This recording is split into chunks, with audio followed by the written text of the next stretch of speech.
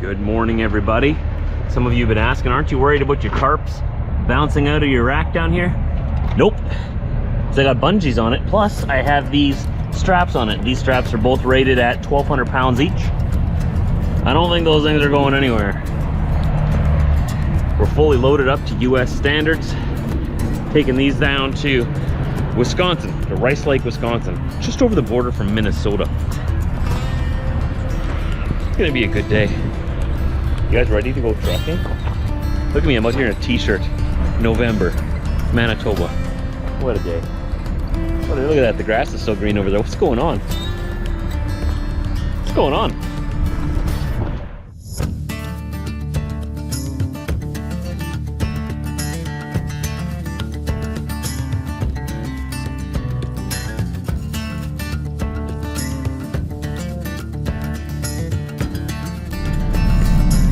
Let's get going.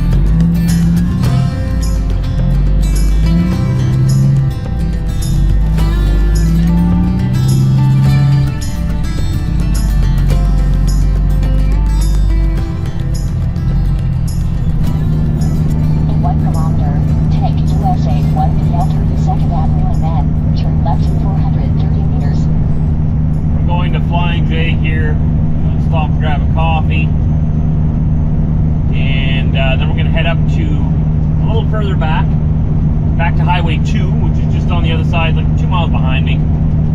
Highway 2 is going to take us across the north side of Minnesota. USA 1PL through the 2nd Avenue and then turn left in 430 meters.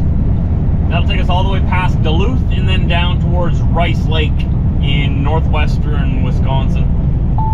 And we're going to go sleep right at the gate at the customer tonight. I called them to make sure it was okay.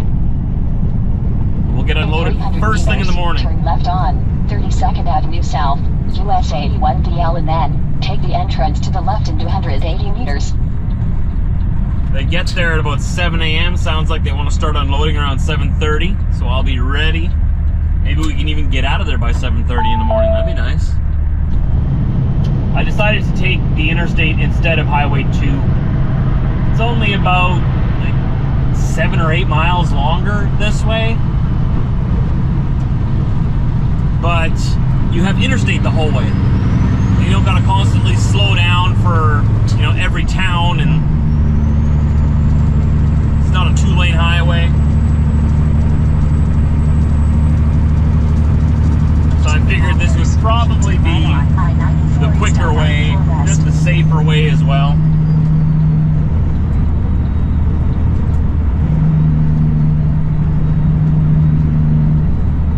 So we'll take, we're on I-29 here, we're going to turn onto I-94 East in Fargo and head east around the north side of Minneapolis and then up to Rice Lake in Wisconsin there.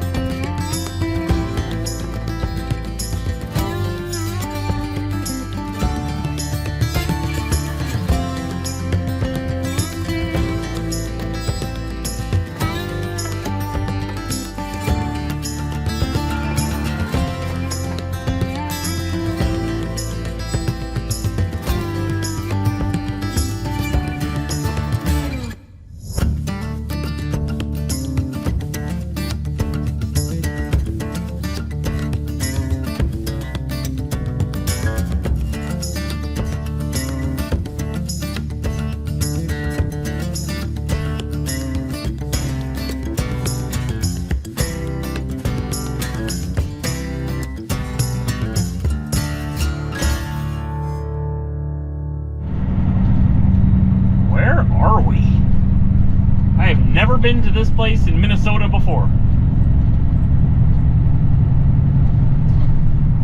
I have no idea what town this is. We're on Minnesota 95, north of Minneapolis. North of St. Paul too, I guess.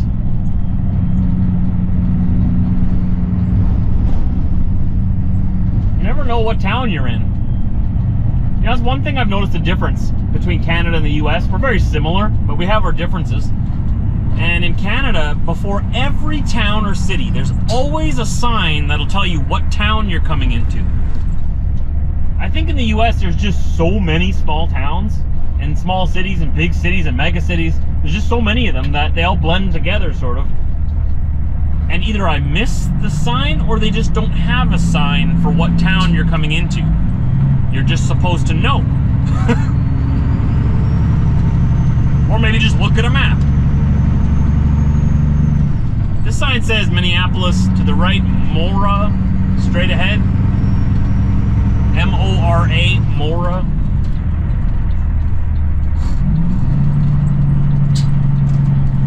I don't know if this is Mora.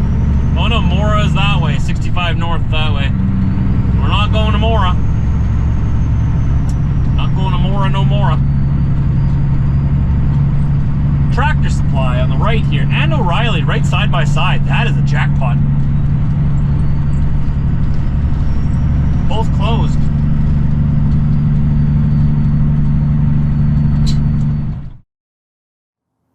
We're here. That gate will be open 7 a.m. tomorrow. We'll get this lumber off.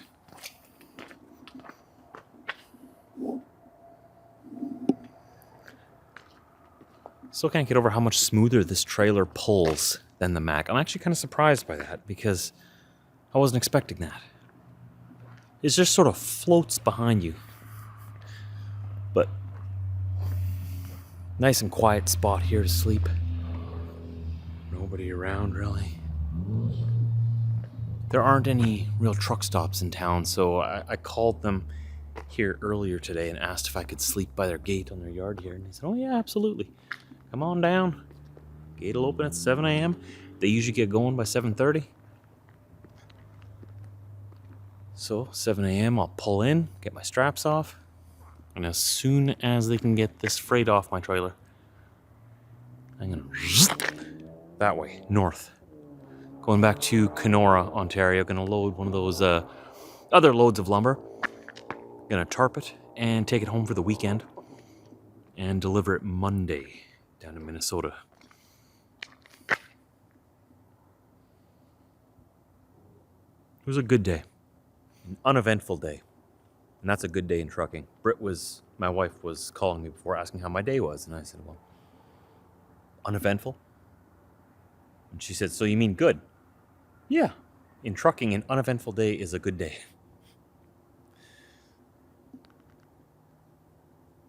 Nothing went wrong. Everything went smooth. It was a good drive.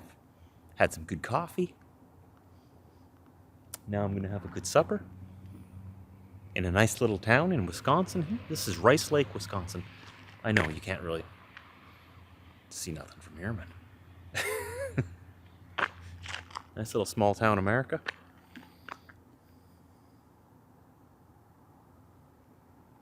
That's a good day. Nice and cool. Not chilly, not cold, just cool. This is the perfect weather to sleep in. I'm going to get a really good sleep here tonight, I know it. And tomorrow, I'll meet you right here. We're going to have another good day. So please subscribe so you don't miss it. I make new videos all the time. Me on the road, I'm trying to get every single day in. I am human. I can't always get every single day filmed, but doing my best here. Love if you join our online family. Go check out my playlists if you're new also. I've been making videos here for a very long time. Since 2011.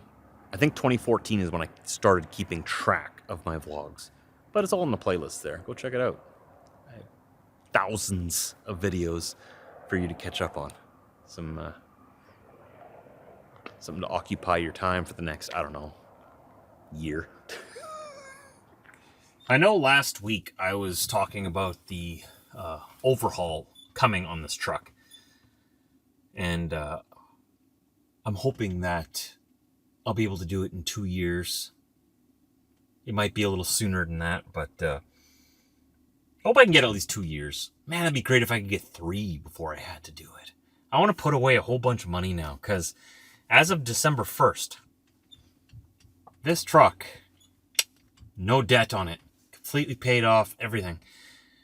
And I want to run this truck debt-free for a couple of years. It'd be nice if I could get a few years out of it.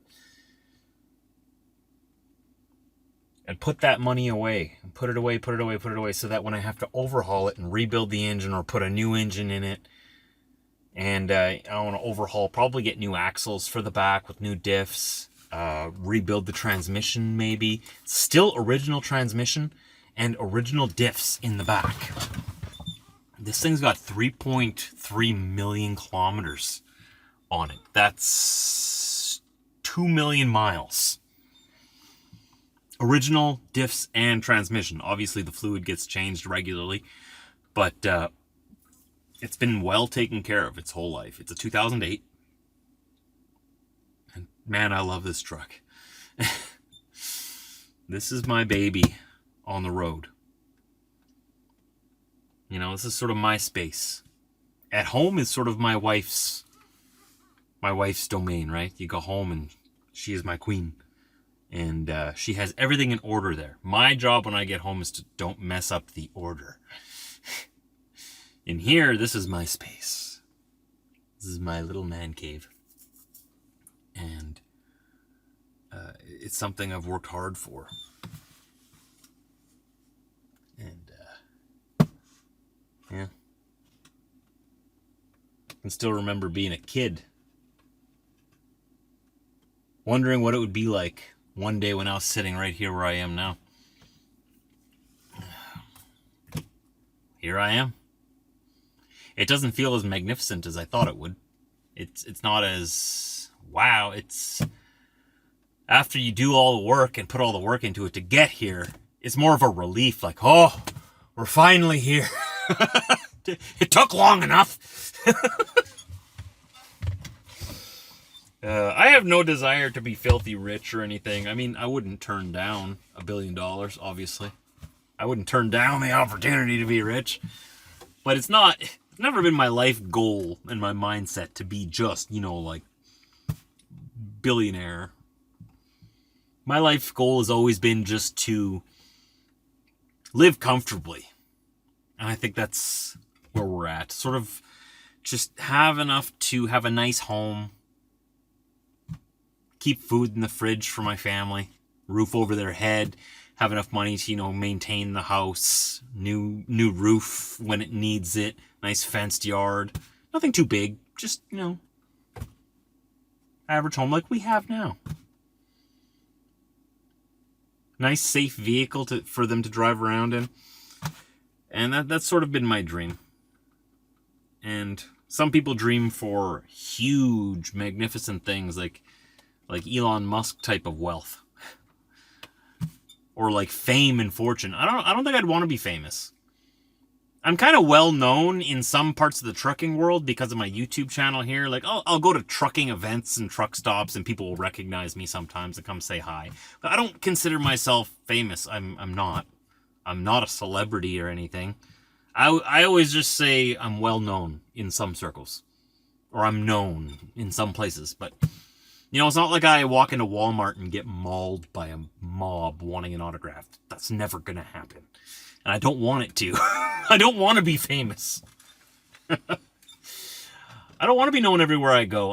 The added stress of that, can you imagine? Just you can't even go out in public anywhere. Like I think of these celebrities sometimes, like the real celebrities, like let's think of someone real famous, like Johnny Depp, or someone really recognizable, Jim Carrey. These are some of my favorite actors.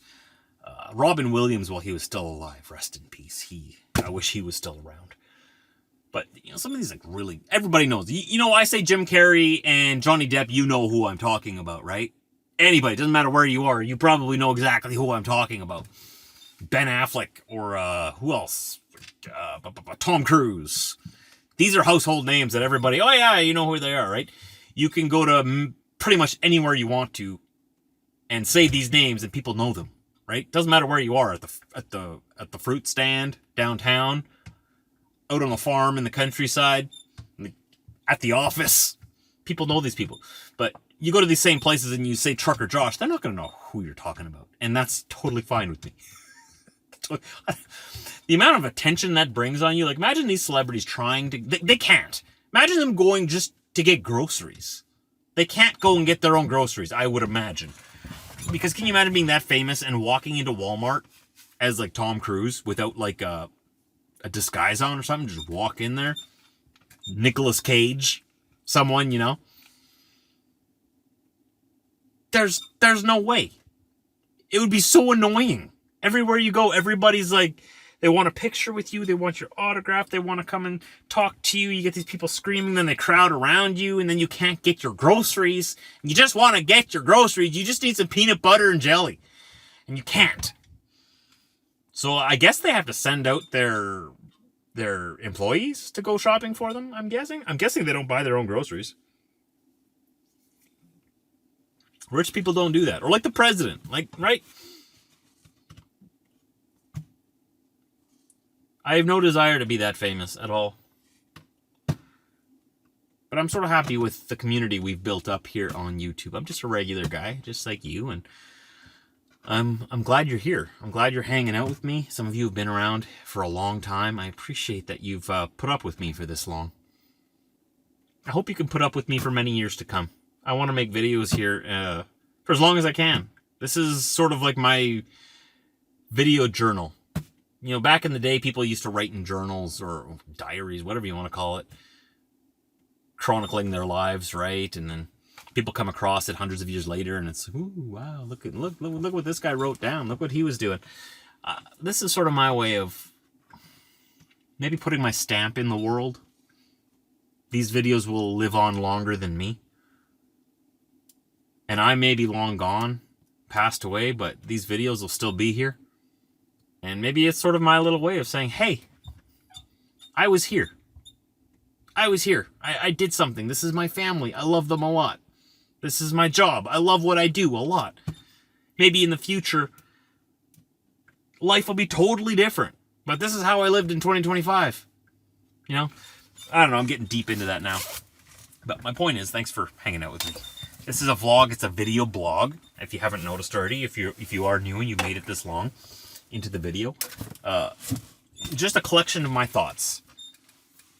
A collection of my thoughts put into video as I go about my day, showing you how my life is through my eyes. I'm a Canadian guy. I live in southern Manitoba, southeast Manitoba, Canada. That's just above western Minnesota or eastern North Dakota. It's sort of like right on the border of those two states. About 60 miles over the border into Canada. So just barely Canadian. Barely. Take care, everybody. Thanks for hanging out once again. I think I've thanked you like 5 times now. So I'll see you tomorrow. Bye. Where's the off button?